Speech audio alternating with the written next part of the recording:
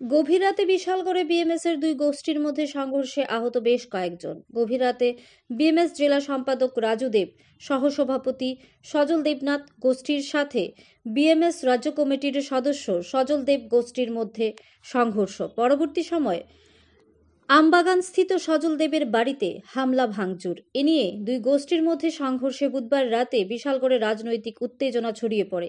আহতদের মহকুমা হাসপাতালে নিয়ে যাওয়া হয়। জানা যায়, এই সংঘর্ষে অল্প বিস্তর 11 জন আহত হয়েছেন। অভিযুক্তদের গ্রেফতার করার দাবিতে বিশালগড় থানায় ডেপুটেশন ও থানা ঘেরাও করল রাজু দেব ও সজল দেব গোষ্ঠীর লোকেরা। পাল্টা অভিযোগ, সজল দেবের বাড়িতে আক্রমণ, ভাঙচুর, লুটপাটের ঘটনায় জড়িত অভিযুক্তদের গ্রেপ্তারের দাবিতে মামলা দায়ের। রাতে ঘটনাস্থলে ছুটে আসেন রাজ্য শিল্প উন্নয়ন নিগমের চেয়ারম্যান নবাদুল বণিক, বিধায়ক সুশান্ত দেব। তবে বিশালগড়ে এই দুই গোষ্ঠীর মধ্যে যতক্ষণ না পর্যন্ত কোনো কর্মী শহীদ হচ্ছে, ততক্ষণ পর্যন্ত তাদের এই সংঘর্ষ লেগে থাকবে বলে অনুমান করছেন রাজনীতিবিদরা। বিশালগড়ে পরিমল সাহা ও গৌতম দত্তের সেই ভয়াবহ রাত যেন মানুষের চোখে পুনরায় ভেসে ওঠার উপক্রম। ব্যুরো রিপোর্ট, আরই, ধর্মনগর। কালকে রাত্রে আমি প্রায় 11টা বাজে, আমরা সবাই বাড়ির গেট লাগানো। হঠাৎ করে রাত্রেবেলা 11টার সময় রাজু দাস, সজল দেবনাথ, এরপরে দেয়া আপনার এই কিনা কয় অজয় দেবনাথ, রাজু সাহা, সুদীপ পাল, তিমির দত্ত, রঞ্জন বক্সি, হেরা এসেরা দাও নিয়ে এসেরা গাড়ি 3টা নিয়ে এসেরা আমার গেট টিট কুবাইছে। আমার মা, বয়স্ক মা, এখনো বিছনাতে আছে, আপনারা দেখতে পারবেন। বয়স্ক মারে লাঠি দিছে, ছোট ভাইয়ের বুকে ইট দিয়া মারছে, বড় ভাইরে গাড়ি দিয়া বাড়ি দিছে। আমার ভাতিজিরে, বড় ভাইরে বাঁচাতে গেছে, ভাতিজিরেও লাঠি মারছে।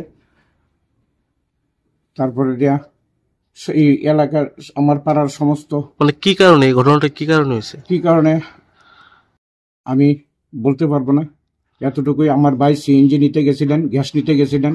আমার ভাইরে রাজু দাস কইছে এরা গ্যাস দিও না। সেই উপলক্ষে আমার ভাই আমারে ফোন করলো, রাজু দাসকে জিজ্ঞাসা, রাজু কি হয়েছে? সলদা এরকম ব্যাপার, আমি তো এই কথা কইছি না। তখন আমি কিছু এর কাছে তো রেকর্ড আছে, তুমি যেন তারা গাড়ি গালাজ করছো।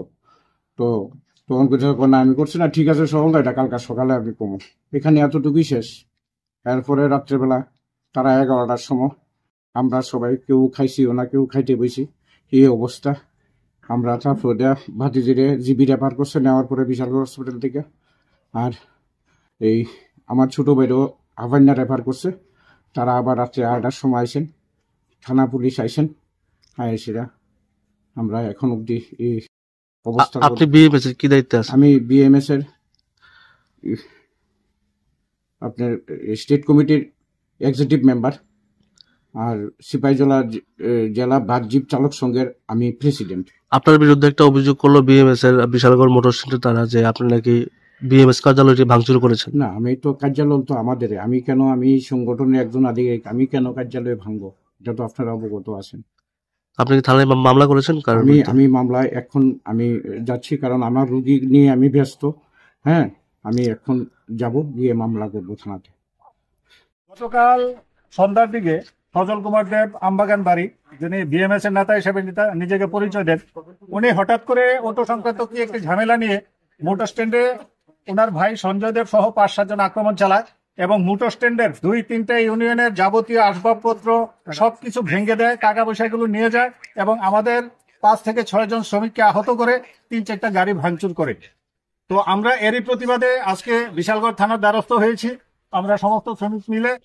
তো আমরা চাইবো বিশালগড় থানা এই ব্যাপারে আইনগতভাবে কি ব্যবস্থা নেয়, আমরা এটার জন্য আজকে এসেছি। মূলত কি বিষয় নিয়ে আক্রমণ করা হয়েছে? কোনো বিষয় আমাদের জানা নেই, অতর্কিত আক্রমণ করেছে, উনি বলতে পারবেন কি বিষয়। আমাদের এরকম কোনো বিষয়ই নেই আক্রমণ করার মতো। থানা কি মামলা হয়েছে এই বিষয়ে? না, আমরা মামলা করতে এসেছি।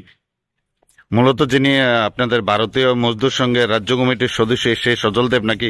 হ্যাঁ, রাজ্য কমিটির সদস্য সজল দেব। ওনার মোটর সংক্রান্ত কোনো দায়িত্ব নেই, ওনার পর্যাবরণের উপর দায়িত্ব আছে, কিন্তু উনি অনধিকার চর্চা করছেন, মোটরের উপর বিভিন্নভাবে হেনস্থা করছেন, অটো শ্রমিকদের এবং ইউনিয়নকে বিভিন্নভাবে প্রভাবিত করার চিন্তা ভাবনা করছেন। কিন্তু স্থানীয়ভাবে উনি কি দায়িত্ব আছেন? স্থানীয়ভাবে উনি রাজ্য কমিটির একজন কি পোস্টে আছেন, একজন সাধারণ পোস্টে আছেন।